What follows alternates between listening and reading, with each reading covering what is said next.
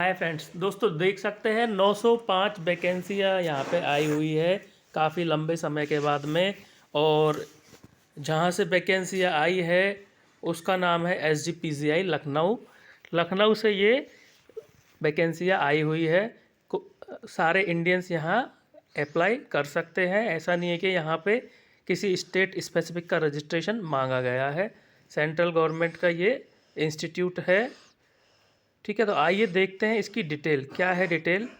तो डिटेल देखने के लिए हम चलते हैं इसके नोट्स में, और नोट्स में हम देखते हैं कि यहाँ पे 905 वैकेंसियों में से 90 वैकेंसियाँ EWS की और 362 अनरिजर्व्ड है। तो यहाँ पे जो कास्ट सर्टिफिकेट लगेगा वो नेशनल वाला लगेगा। स्टेट स्पेसिफिक का यहाँ कास्ट सर्टिफिकेट अप्लाई नहीं होने वाला है। ठीक है, तो और चलते हैं इसमें आगे कि इसका एग्ज़ाम कैसे होने वाला है और क्या क्या इसमें टर्म कंडीशंस रहने वाली है। तो एग्ज़ाम इसका जो है वो ऑनलाइन होगा, CBT test, computer based test. और इसमें दो एग्ज़ाम होते हैं। पहला जो एग्ज़ाम होता है वो CBT एग्ज़ाम होता है, उसको क्वालिफाई करना होता है। उसके बाद में एक एग्ज़ाम और होता है, वो भी रिटर्न ही होता है। स्किल बेस्ड क्वेश्चंस वहाँ आते हैं, तो उनके डिस्कशंस हम करेंगे अभी आगे। इससे पहले देख देते हैं फ़ीस। 1000 fees plus GST। पता नहीं क्यों GST ले रहे हैं रोज़गारों में भी। और OBC के लिए 1000 प्लस GST, SC ST के लिए भी 600 प्लस GST यहाँ लगने वाला है चार्जेस।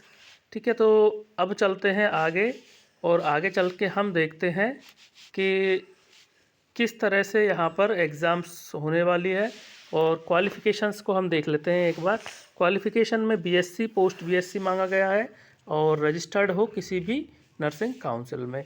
ठीक है, और दूसरी क्वालिफ़िकेशन में GNM और 2 साल का एक्सपीरियंस मांगा गया है। यदि GNM है तो 2 साल का एक्सपीरियंस 50 बेड के हॉस्पिटल से मांगा गया है। तो दोस्तों यहाँ पे जेन्युइन एक्सपीरियंस ही रखना है, क्योंकि काफ़ी बार एक्सपीरियंस में धांधली होती है तो काफ़ी लोग पकड़े जाते हैं। तो आपको यह ध्यान रखना है कि आपका एक्सपीरियंस जेन्युइन हो, फेक नहीं हो। एक्सपीरियंस का यहाँ पे वेरिफिकेशन होता है। पिछली बार काफ़ी लोगों ने कई इंस्टीट्यूटों में एक्सपीरियंस मांगा गया था तो फेक लगाए थे, तो उनकी इंक्वायरी हुई थी और उनका फिर वहाँ पे कैंसिल हो गया था रिक्रूटमेंट, और उनके अगेंस्ट में एक्शन भी ले लिया गया था। तो एक्सपीरियंस का आप थोड़ा सा यहाँ पे ध्यान रख के चले। ठीक है, अब चलते हैं इसका एग्ज़ाम और सिस्टम के अलावा। ठीक है, कैसा एग्ज़ाम होने वाला है इसका सिलेक्शन प्रोसेस में। सिलेक्शन प्रोसेस में देखिए, सबसे पहले तो होने वाला है CBT एग्ज़ाम। इसको यहाँ पे CRT नाम दिया गया है, कॉमन रिक्रूटमेंट टेस्ट, जो कि 2 घंटे का 100 नंबर का होगा। इसमें 100 क्वेश्चंस आएंगे। 60 नंबर के क्वेश्चन नर्सिंग के आने वाले हैं, 40 नंबर के क्वेश्चंस अदर आने वाले हैं, जिसमें मैथ, इंग्लिश, रीजनिंग और GK आने वाली है 10-10 नंबर की ईच। इस तरह से 100 नंबर के क्वेश्चन आएंगे। 100 नंबर के क्वेश्चंस में से 50 नंबर लाने हैं क्वालिफाई करने के लिए जनरल, EWS और OBS को, और 45% ST SC को क्वालिफाई करने के लिए लाने हैं मार्क्स। और यहाँ पे नेगेटिव मार्किंग होने वाली है 1/3, तो ये भी आप ज़रूर ध्यान रखें। अब जब एग्ज़ाम क्वालिफाई हो जाएगा, लगभग 3 से 5 गुना कैंडिडेट्स का एग्ज़ाम क्वालिफाई हो जाता है, जितने सीटें होती हैं उसके अप्रॉक्सीमेटली। ठीक है, ज़्यादा भी हो सकता है, डिपेंड करता है ये। ठीक है, तो सारे क्वालिफाई लोग ही एग्ज़ाम में बैठते हैं। तो लगभग आप अप्रॉक्सीमेटली समझ के चले, जैसे कि यहाँ 905 वैकेंसियाँ हैं, तो संभवतः 20 से 30 हज़ार फॉर्म यहाँ हो सकते हैं, आ सके, कम ज़्यादा हो सकते हैं, मैं एक अनुमान बता रहा हूँ आपको। और फिर वहाँ पे लगभग 5 से 7 हज़ार के आसपास लोग क्वालिफाई कर सकते हैं इस एग्ज़ाम में, जो फर्स्ट एग्ज़ाम होगा। फिर 5 से 7 हज़ार लोग दूसरे एग्ज़ाम में बैठेंगे स्किल टेस्ट वाले में। स्किल टेस्ट वाली एग्ज़ाम जो होगी, फिर वो सेकंड एग्ज़ाम होगी। उस एग्ज़ाम को करने के बाद में दोनों एग्ज़ामों को मिला के और मेरिट लिस्ट बनाई जाएगी, दोनों एग्ज़ाम के मार्क्स मिला के। ठीक है, फिर मेरिट लिस्ट बनाई जाएगी, और मेरिट लिस्ट बनने के बाद में फिर ये फाइनल सिलेक्शन इस तरह से यहाँ रहने ही वाला है। ठीक है, तो दोस्तों ये थी इसके सिलेक्शन की प्रोसेस। अब चलते हैं इसमें आगे कि और यहाँ क्या चीज़ इम्पोर्टेंट होने वाली है। तो स्किल टेस्ट का भी आपको यहाँ क्लियर कर दिया गया है कि स्किल टेस्ट इसका कैसे होने वाला है। तो यही सब चीज़ें इसमें इम्पोर्टेंट थी। तो अब देख लेते हैं इसका डेट, क्या डेट है अप्लाई होने का और कैसे ये अप्लाई होने वाला है। 5 जनवरी से 25 जनवरी के बीच में ऑनलाइन अप्लाई करना है। और अप्लाई करने के लिए वेबसाइट पे जाना है www.sgpgims.org.in। ठीक है, ज़्यादातर जो सेंटर्स आते हैं वो लखनऊ में ही आते हैं इसके। तो वहीं पे आपका एग्ज़ाम होने वाला है। एग्ज़ाम जो होगा वो इंग्लिश लैंग्वेज में ही होगा, हिंदी लैंग्वेज का ऑप्शन यहाँ नहीं आने वाला है। ठीक है, और जो रूल्स रिजर्वेशन वाले हैं वो यहाँ स्टेट गवर्नमेंट के रहने वाले हैं रिजर्वेशन के रूल्स। तो स्टेट गवर्नमेंट के रिजर्वेशन के रूल्स के अकॉर्डिंग यहाँ पे जो वैकेंसियाँ है उन पर रिजर्वेशन मिलने वाला है। सबसे पहले कैंडिडेट को रजिस्टर करना है, उसके बाद में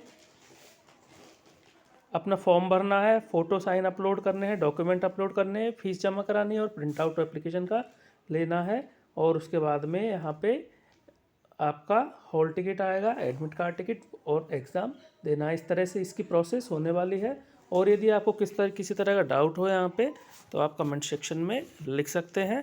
चैनल के टेलीग्राम डिस्क्रिप्शन में टेलीग्राम चैनल का लिंक है, वहाँ पे आपको ये PDF अवेलेबल होगा।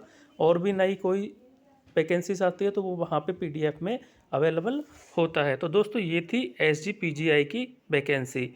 अब चलते हैं यहीं हम दूसरी वैकेंसी, जो कि हम अपने चैनल से ही इसका दूसरा हम नोटिफिकेशन निकाल देते हैं वैकेंसी का, जो कि मॉर्निंग में डाला हुआ है हमने।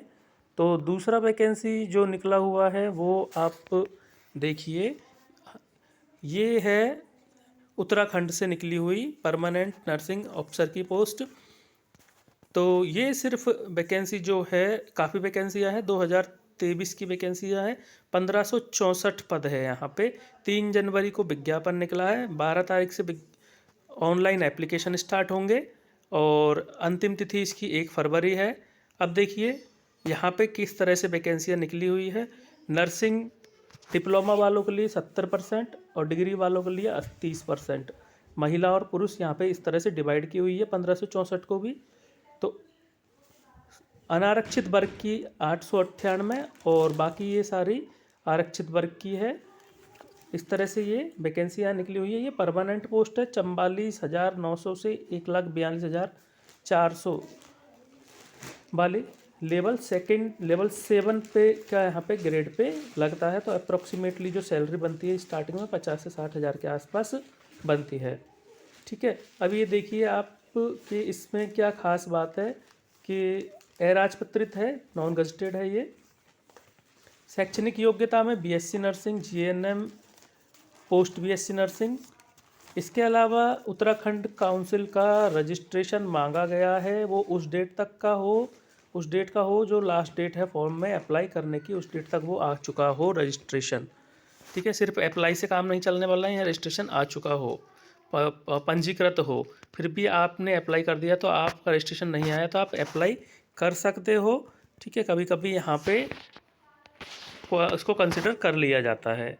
ठीक है, और इसके अलावा जो यदि आपके पास में इस तरह का एक्सपीरियंस है, प्रदेश सेना में 2 वर्ष की सेवा का, या आपके पास में NCC का BSc सर्टिफिकेट है तो आपको यहाँ प्रॉफिट मिल सकता है। ठीक है, तो ये होने वाला है यहाँ के इसमें एग्ज़ाम का क्वालिफ़िकेशन। ठीक है, इसके अलावा आप उत्तराखंड के मूल निवासी हो, ये यहाँ पे ज़रूर मांगा गया है। ठीक है, तो इसके लिए हम देख लेते हैं कि क्या ये चीज़ सही है या गलत है। तो इसकी जांच कर लेते हैं कि इन्होंने क्या मांगा है। तो चयन प्रक्रिया में यहाँ पे लिखा हुआ है डिग्री डिप्लोमा में प्राप्त अंकों से प्रकट हो के आधार पे होने वाला है सिलेक्शन, एग्ज़ाम होने वाला है यहाँ पे भी।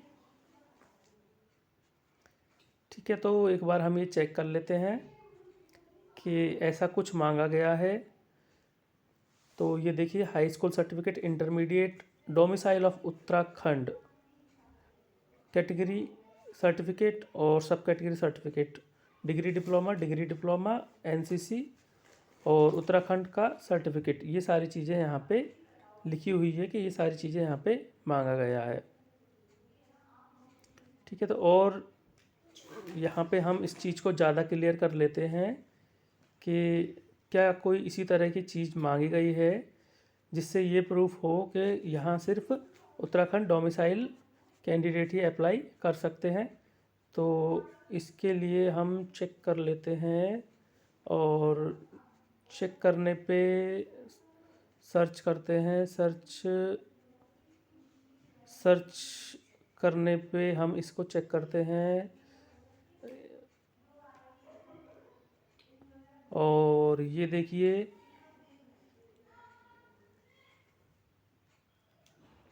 ये यहाँ लिखा हुआ है, अभ्यर्थी ऑनलाइन आवेदन भरने की तिथि तक उत्तराखंड राज्य का स्थायी निवास प्रमाण पत्र धारित करता हो। ठीक है, लेकिन यदि वह वहाँ का निवासी नहीं है तो उस कंडीशन में क्या शर्तें हैं कि उसका हाई स्कूल या इंटरमीडिएट वहाँ से हो, कंडीशन नंबर 1। या दूसरी कंडीशन, वह सैनिक अर्धसैनिक बल में कार्यरत तथा राज्य सरकार अथवा उसके अधीन स्थापित किसी संस्था में वहाँ पे कार्यरत हो। ठीक है, तीसरी कंडीशन, यदि किसी के पति पत्नी या पुत्र पुत्री या इस तरह, मतलब यहाँ पे मम्मी पापा या वहाँ के उत्तराखंड में काम करते हो तो वो लोग भी यहाँ एलिजिबल है।